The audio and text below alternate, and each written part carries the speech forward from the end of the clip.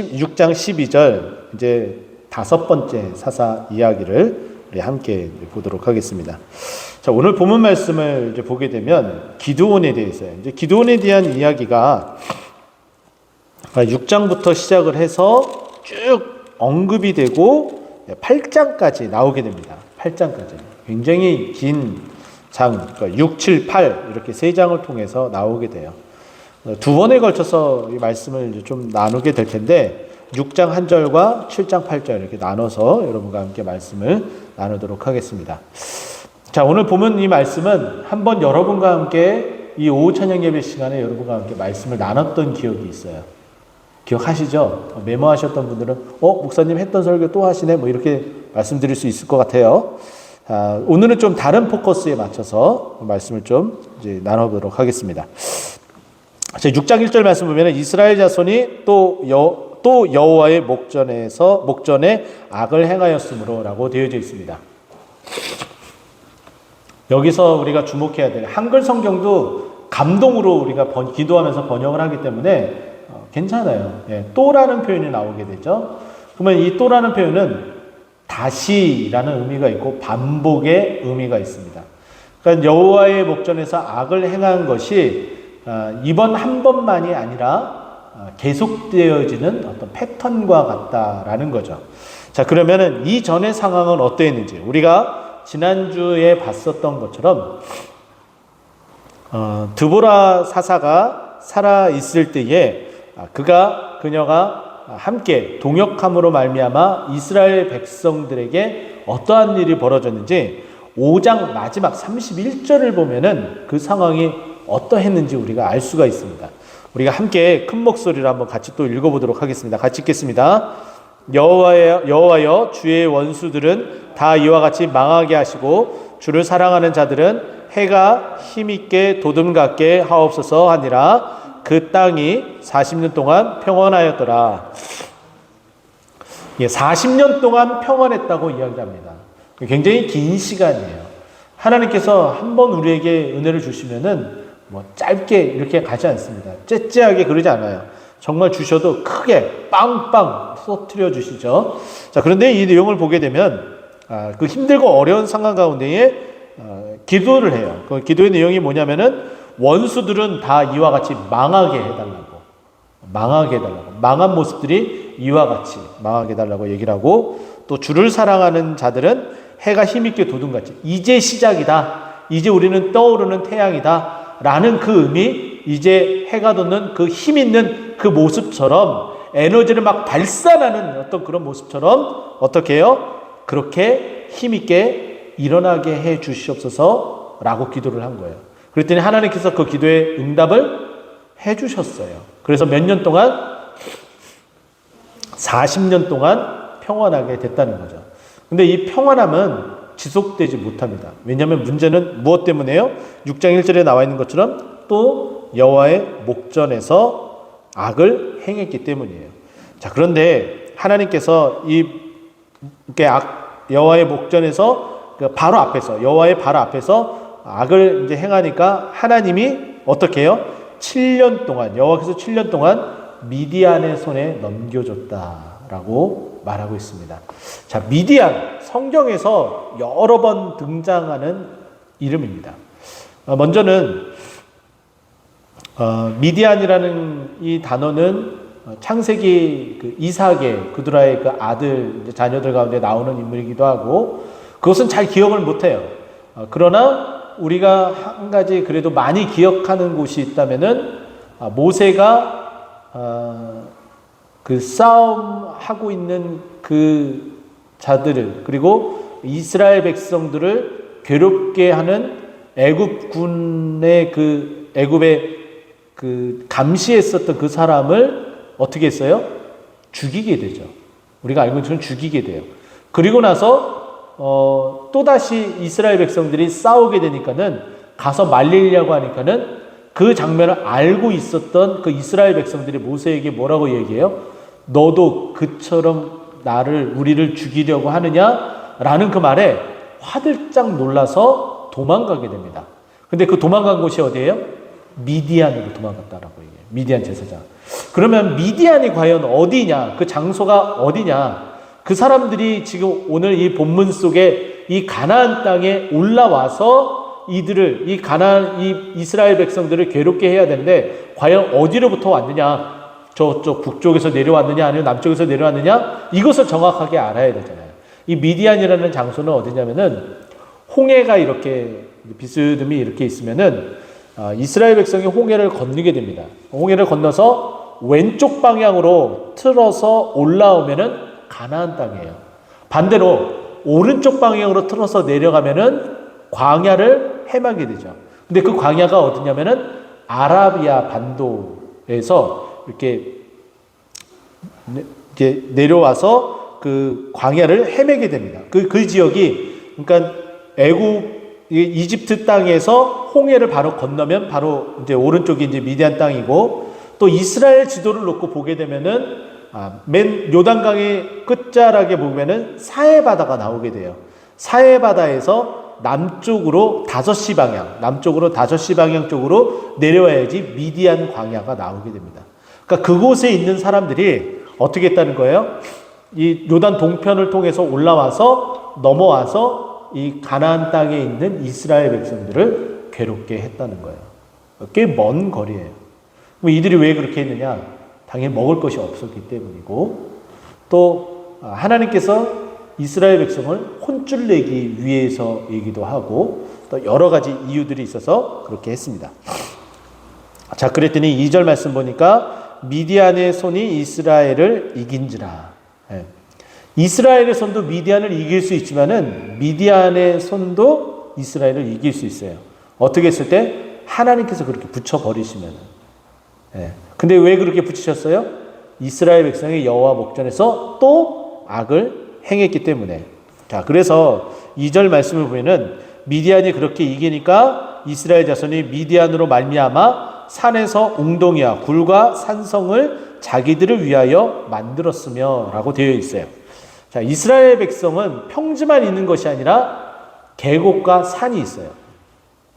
우리가 알고 있는 것처럼 이스라엘 예루살렘으로 가는 길에 왕의 대로라고 있습니다. 근데 그 지역이 산으로 이렇게 요단강이 있으면 요단강 동편 오른쪽도 산으로 이렇게 올라가는 지역이고 서편도 산으로 올라가는 지역입니다.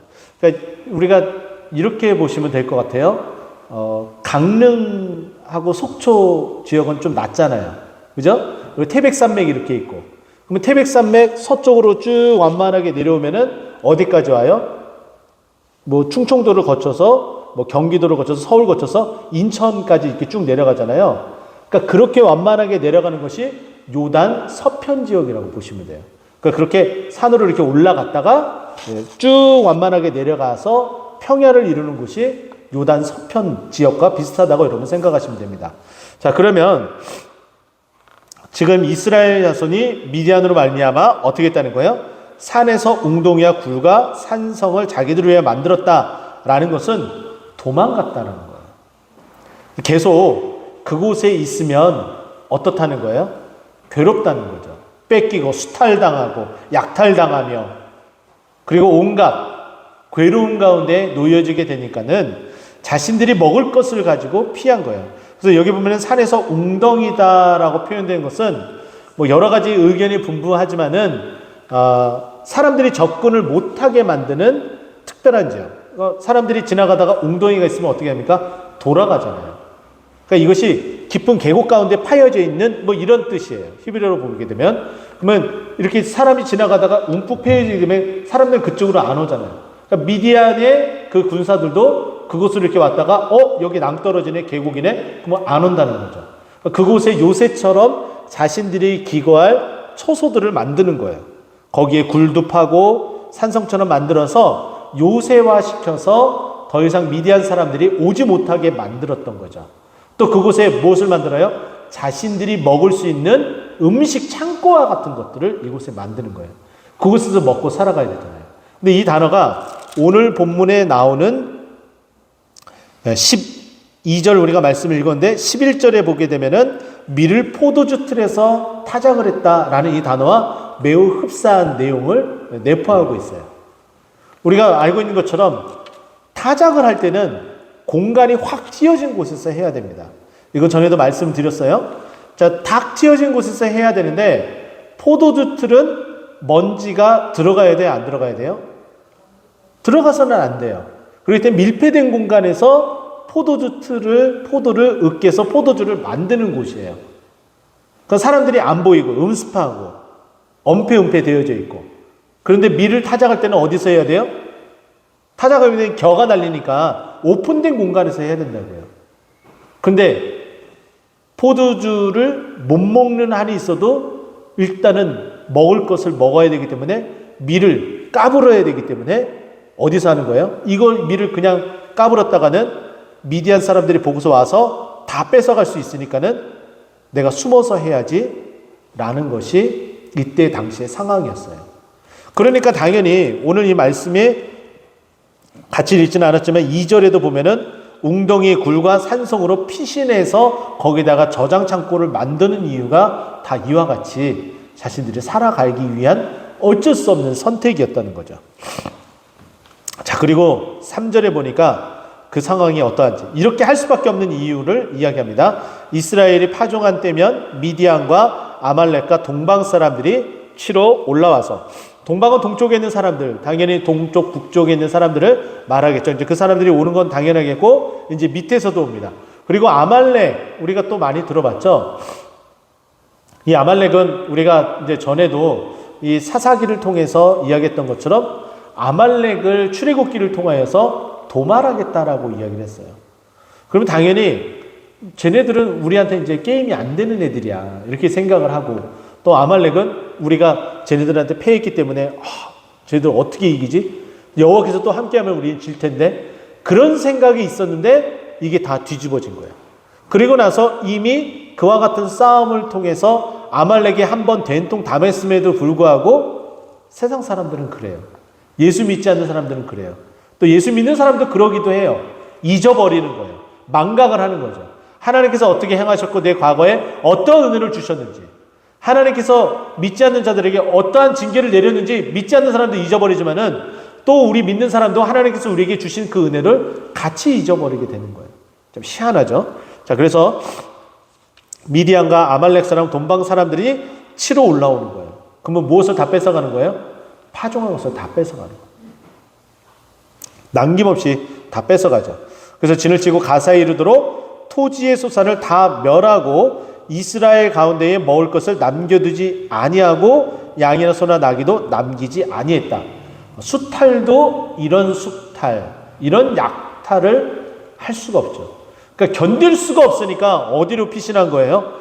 산으로, 그리고 웅덩이를 굴과 산성을 이와 같은 모습들이 있게 됩니다. 그들이 쳐들어오는 모습을 보게 되면 비유를 하는데 5절 말씀 보니까 메뚜기 떼 같이 많이 들어오니 5절에 이렇게 얘기해요. 그래서 그들의 수가 어느 정도인지 사람과 낙타가 무수합니다. 많다. 셀 수 없을 정도로 많다. 이렇게 표현을 합니다. 그래서 그들이 들어와서 멸하려 한다. 이런 상황에 이르게 되니까 이스라엘의 그 상황이 어떠한지 6절 말씀 보세요. 이스라엘이 미디안으로 말미암아 궁핍이 심했다. 궁핍이란 단어도 우리를 참 힘들게 하고 어렵게 하는 단어인데, 궁핍이 심했다. 이런 표현이죠. 좀 다른 표현입니다. 이렇게 표현해요. 우리 좀 가난해. 이런 표현하고요. 우리 찢어지게 가난해. 이제 감이 오시죠. 궁핍했다라는 것은 가난해. 그리고 궁핍함이 심했다. 이건 찢어지게 가난해. 이런 뜻, 이렇게 비교가 될 수가 있어요. 그랬더니 이에 이스라엘 자손이 이제 반전을 일으키죠. 우리가 사사기의 패턴을 계속해서 봤던 거예요. 악을 행합니다. 하나님의 징계가 임합니다. 너무 괴롭고 힘드니까 하나님 앞에 기도합니다. 이제 기도하는 때가 온 거예요. 자, 기도를 해요. 6절, 이에 이스라엘 자손이 여호와께 부르짖었더니, 또 7절, 이스라엘 자손이 미디안으로 말미암아 여호와께 부르짖었으므로, 자, 그랬더니 하나님께서 이제 사사를 보내죠. 이 패턴이 계속해서 이어진다고 말씀드렸어요. 그래서 8절, 여호와께서 이스라엘 자손에게 한 선지자를 보내시니, 자, 그 선지자를 보내서 이제 어떻게 하겠느냐? 9절. 여러분들이 이제 9절을 이제 동그라미 쳐서 확인을 해보세요. 하나님께서 첫 번째는 건져내신다라고 표현을 해요. 하나님께서 한 선지자를 보내서 이제 건져내신다라고 표현을 합니다. 자, 건져내다. 히브리어로 나찰이라는 건데, 이 단어는 어떠한 의미냐면, 건져내셨다라는 것은 아까 지금 누구의 손에 붙였다고 그랬어요? 미디안의 사람의 손에 붙였다고 그랬잖아요. 그러면 그 소유가 누구에게 지금 가 있는 거예요?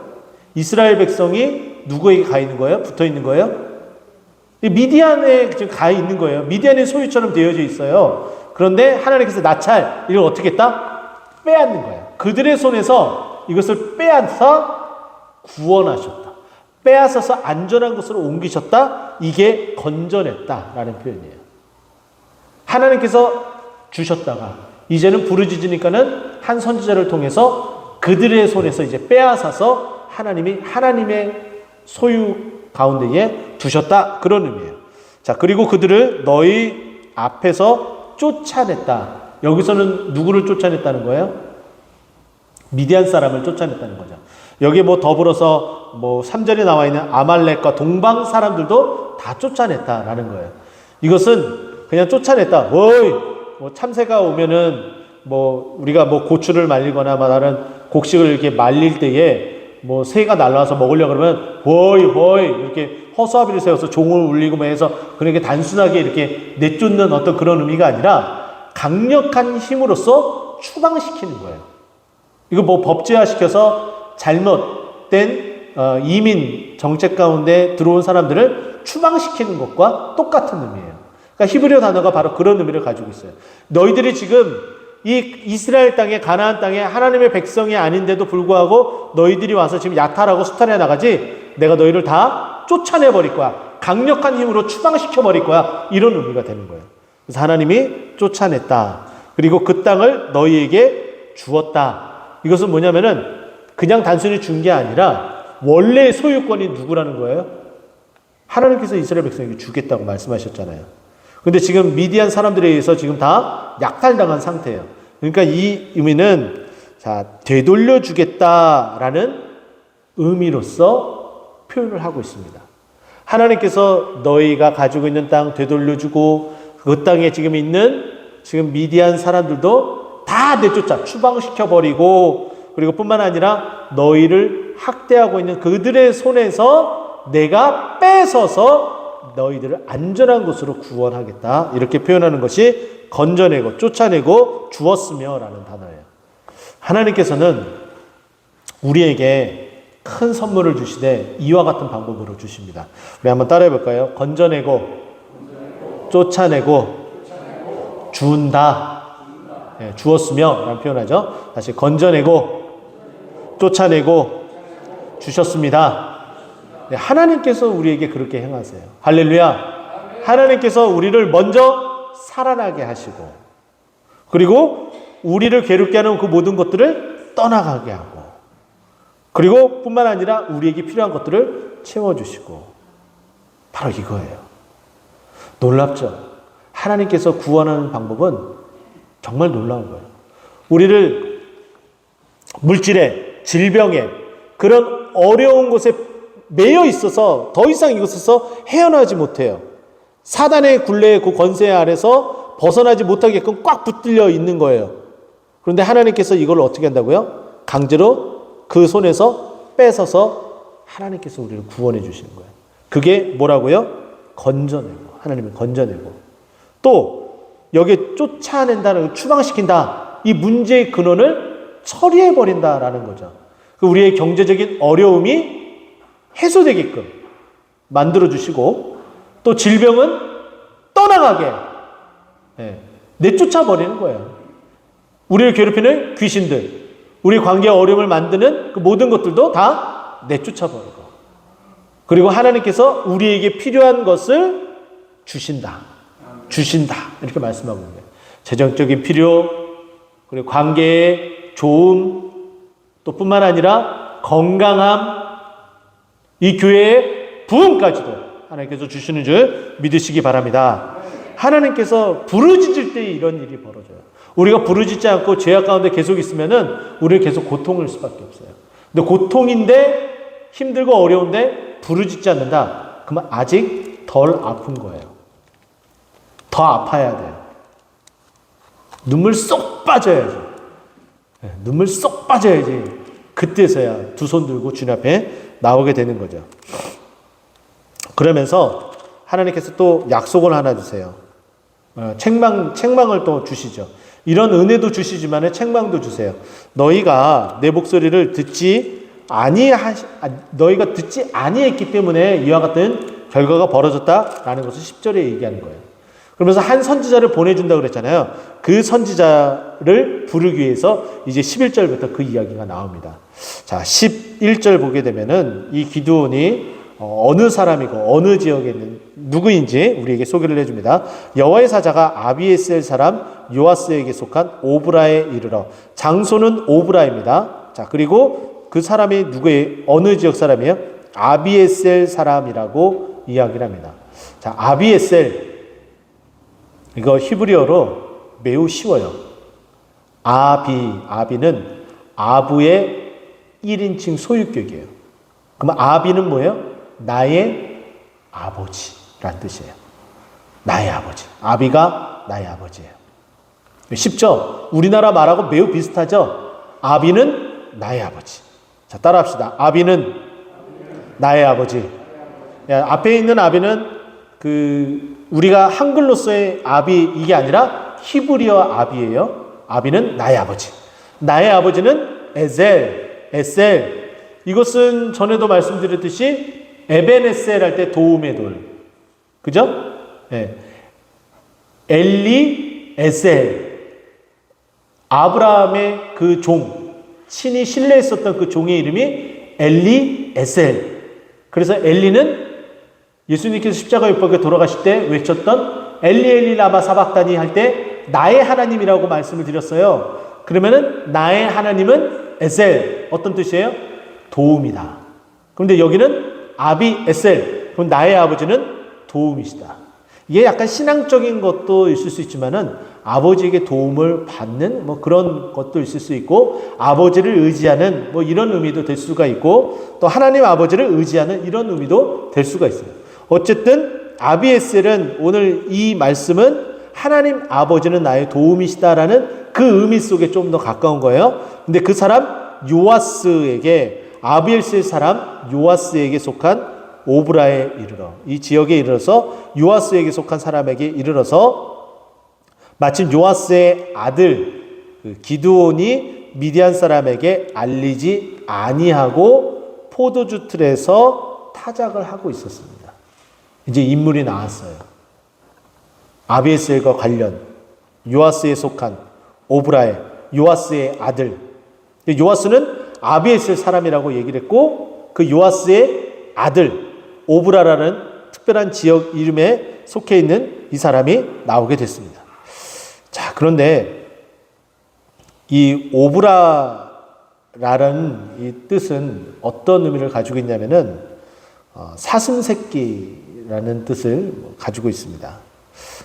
그러다 보니까 사슴새끼는 당연히 도움이 있어야 되겠죠. 그런 상황 가운데에 전혀 도움을 받지 못하고 있는 이 기드온이 무엇을 하고 있어요? 그 상황이 우리가 6장 앞절에 쭉 제가 설명해 드리면서 어려운 상황 가운데에 이제 더 이상 뺏기고 싶지 않아서 포도주는 안 먹어도 되니까 내가 그래도 연명하고 살기 위해서 미를 타작하기 위한 결정을 하고 그렇게 숨어서 타작을 하고 있었어요. 자, 그런데 12절, 이제 결국은 이제 12절에 나와서 여호와의 사자가 누구에게 나타나요? 기드온에게 나타나게 됩니다. 그러면서 뭐라고 얘기해요? 큰 용사여 여호와께서 너와 함께 계시도다 라고 이야기를 해요. 자, 여기서 크다 라는 표현, 전에도 비슷한 내용을 여러분들에게 아마 말씀드린 적이 있어요. 우리 자녀들이 잘한다 라는 표현을 쓸 때 두 가지로 보통 이렇게 표현을 하죠. 와, 잘한다. 이거는 뭐라고 그랬어요? 진짜 잘할 때 잘한다 이렇게 표현을 하고, 근데 잘하지 못하고 잘못했을 때 반어법적으로 어떻게 표현한다고 그랬어요? 잘한다. 이렇게 한다고 말씀을 드렸잖아요. 그러면 오늘 이 본문은 과연 어떤 것에 해당할까요? 크지 않은데 큰 용사요. 이런 반어법적으로 표현했을까요? 아니면 진짜 큰 용사이기 때문에 이렇게 표현했을까요? 둘 다 혼용이라고 저는 봐요. 뭐냐면은 진짜 큰 용사가 아니에요. 그런데 크다고 이야기를 하는 이유는 앞으로 이 기드온을 정말 그렇게 하나님께서 크게 만드시겠다라는 거죠. 할렐루야. 우리는 매우 작습니다. 교회 규모도 작고 매우 연약한 존재에 불과해요. 근데 하나님께서 기드온을 부르시듯이 우리를 불러서 우리를 큰 용사로 말씀하시는 거예요. 근데 우리는 이렇죠. 하나님, 기드온처럼 우리도 포도주 틀에서 밀을 타작하는 그런 쫄장부가 같은 그런 모습의 사람일 뿐인데 우리가 어떻게 큰 용사가 될 수가 있습니까? 우리가 어떻게 큰 부흥을 맞이할 수가 있겠습니까? 이렇게 항변할 수 있을 듯해요. 그런데 하나님께서 그렇게 부르신다면 하나님이 끝끝내 그렇게 만드시겠다라는 강한 의지가 담겨져 있는 거예요. 자, 여기에 큰이라는 표현은 그냥 크다라는 어떤 의미보다는 강하다라는 의미의 킵보르라고 이 단어를 사용하고 있습니다. 일반적으로 그냥 크기가 크다라는 이 표현은 가돌이라는 단어가 있어요. 근데 그 단어를 사용하지 않고 강한 스트롱이라는 단어에 해당되는 킵보르라는 단어를 사용하고 있어요. 네가 정말 이게 크다가 아니라 힘이 센 모든 것들을 다 물리칠 수 있는 그런 용사로 하나님께서 만들어 가시겠다라는 의미예요.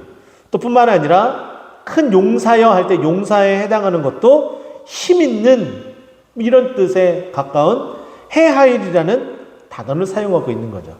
그러니까 두 단어를 반복해서 사용하고 있는 것은 반드시 그것을 이루어내고 말겠다. 하나님의 큰 의지가 담겨져 있어요.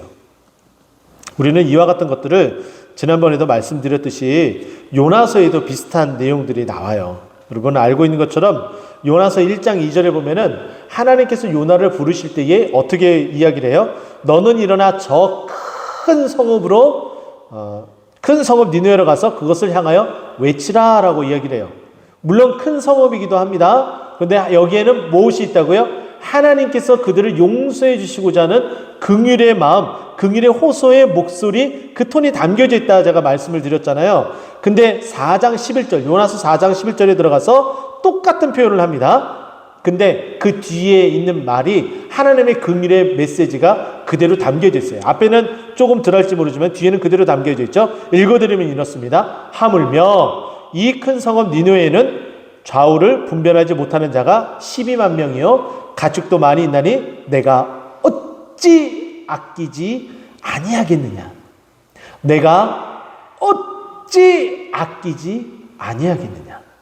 긍휼의 마음이 느껴지십니까? 근데 앞에도 이렇게 얘기해요. 하물며 이 큰 성읍 이렇게 읽죠. 하나님의 마음이 그냥 냉랭하게 AI가 읽듯이 이 큰 성읍 니느웨는 좌우를 분별하지 못하는 이것이 아니라 하나님의 긍휼의 그 음성이 담겨져 있는 거예요. 이 큰 성읍 니느웨는 좌우를 분별하지 못하는 자가 12만 명이요 하면서 하나님의 그 긍휼의 탄성 소리가 담겨져 있는 거예요. 그러니까 이처럼 하나님이 그 큰 성읍을 어떻게 하겠다? 용서해 주시겠다? 근데 결국은 마지막에 하나님의 그 용서의 메시지가 담겨져 있도록 4장 11절에 이야기하는 것처럼 하나님이 지금 큰 용사로 부르시는데 내가 강한 힘센 용사, 그 힘센 용사로 내가 너를 불렀다? 근데 너 지금 힘센 용사 아니지? 근데 내가 어떻게 끝끝내 너를 힘센 용사로 만들겠다. 이 메시지를 담고 있는 것이 12절에 있는 말씀입니다. 근데 그렇게 끝끝내 만들기 위한 단 한 가지 방법을 우리가 12절에 소개받고 있어요. 자, 12절. 자, 여호와께서부터 우리 함께 같이 읽어보겠습니다. 시작. 여호와께서 너와 함께 계시도다. 아멘. 단 한 가지 방법은, 큰 용사가 되는 유일한 방법, 그것은 하나님이 함께 하시면 가능합니다. 이런 거죠. 우리 자녀들이 아이들끼리는 투닥투닥 잘 싸워요. 예전에는 그런 모습들이 있었는데 지금은 좀 많이 달라졌더라고요. 아이들끼리 이제 싸우잖아요. 그러면은 그것을 보고서 한쪽의 부모가 다가와요. 그러면 부모가 다가온 그 한쪽 아이는 기세등등해서 이 한 아이를 연신 더 막 때립니다. 그럼 예전 같으면은 그 부모가 없는, 오지 못한 그 자녀는 그냥 그 자리에서 그 부모의 그 위용 때문에 그냥 막고 있었어요. 보통 일반적으로. 근데 요즘은 달라졌어요. 아이들이 그렇게 많이 그런 상황이 오면은 부모가 있건 없건 끝까지 막 싸워서 막 치고받고 싸우더라고요. 좀 많이 달라졌는데, 예전에는 부모님이 있는 자녀는 기세등등해서 싸워서 막 때리고, 부모가 현장에 없는 그 자녀는 그 부모의 위용 때문에 그냥 그 친구가 때리는 그것을 그대로 이제 맞는 일들이 많았었습니다. 근데 마찬가지겠죠. 하나님께서 함께 하신다는 것을 미디안 사람은 모를 수 있어요. 동방 사람도 모를 수 있어요. 그러나 이들을 괴롭게 한 3절에 나타나는 아말렉 사람은 알까요, 모를까요? 알아요. 이미 경험도 했어요. 그러기 때문에 무서운 거예요. 하나님이 함께 하신다는 것이 얼마나 대단한 것인지 정말 이 무서움을 아는 거죠. 그럼 아말렉 사람이 함께 와서 약탈에 가는데, 야, 얘네들 이제 시작됐어. 야, 이제 아무리 우리가 힘이 세도, 우리가 세 나라가 연합해서 하더라도 우리는 감당할 수가 없을 거야. 이런 얘기를 충분히 전화했을 것이라고 봅니다. 그러니까 당연히 이제 물러나겠죠. 자, 그러면서 14절, 여호와께서 그를 향하여 이르시되 너는 가서 이 너의 힘으로 이스라엘을 미디안 손에서 구원하라. 내가 너를 보낸 것이 아니냐. 하나님께서 아까 어떻게 하셨어요?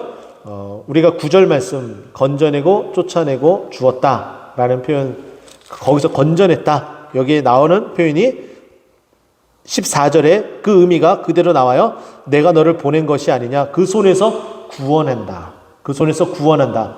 내가 너를 보내면서 너를 그 손에서 구원한다. 이것은 그들이 가지고 있는 것에서 빼앗아서 이끌어낸다라는 그 의미, 아까 얘기했던 나찰이라는 히브리어 동사의 그 의미를 말하고 있습니다.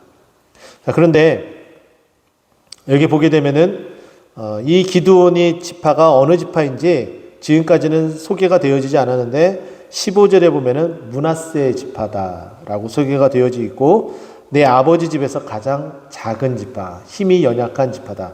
그런데도 하나님께서 이기게 하시는데 어떻게 이기게 하시느냐?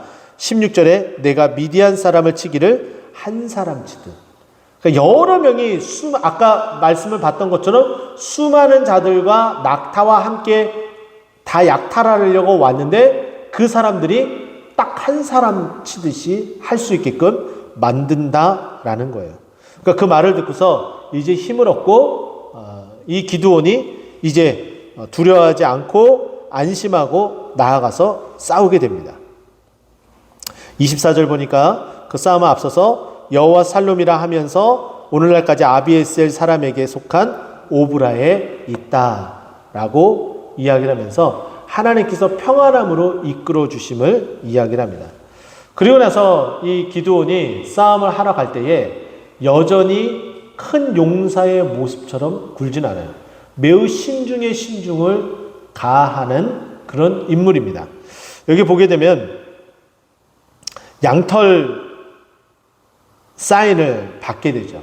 하나님 앞에 기도하면서 사인을 받는 것은 어찌 보면은 우리에게 또 필요한 부분들일 수 있지만은 너무 소극적인 어떤 모습이어서 안타깝게 그지없지만, 결국은 하나님께서 완벽한 사인 가운데에 움직이는 기드온의 모습을 보게 됩니다.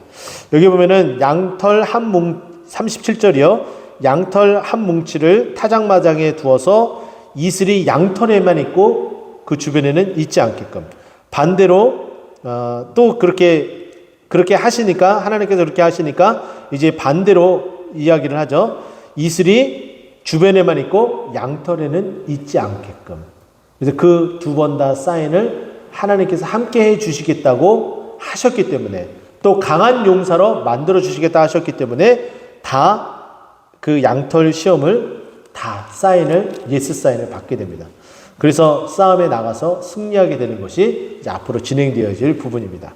자, 우리가 오늘 보면서 기드온을 기드온 되게 하신 것은 기드온의 어떤 신앙이기보다는 하나님의 절대 주권입니다. 우리를 우리의 모습으로 만들어 가시는 것도 하나님께서 쓰시는 든든한 동토는 또고동산 교회를 만들어 가시는 것도 그것을 일꾼으로 키워 가시는 것도 하나님의 절대 주권 가운데 있습니다. 근데 하나님의 그렇게 만들어 가시기 위해서 우리의 부르짖음 가운데 응답하시되 특별히 오늘 9절 말씀에 나타나 있는 것처럼 건져내고 쫓아내고 주어서 우리가 강한 용사로 쓰기에 부족함 없도록 만들어 주시는 줄 알고 그 믿음 가운데 행하는 저와 여러분 되길 간절히 축원드립니다.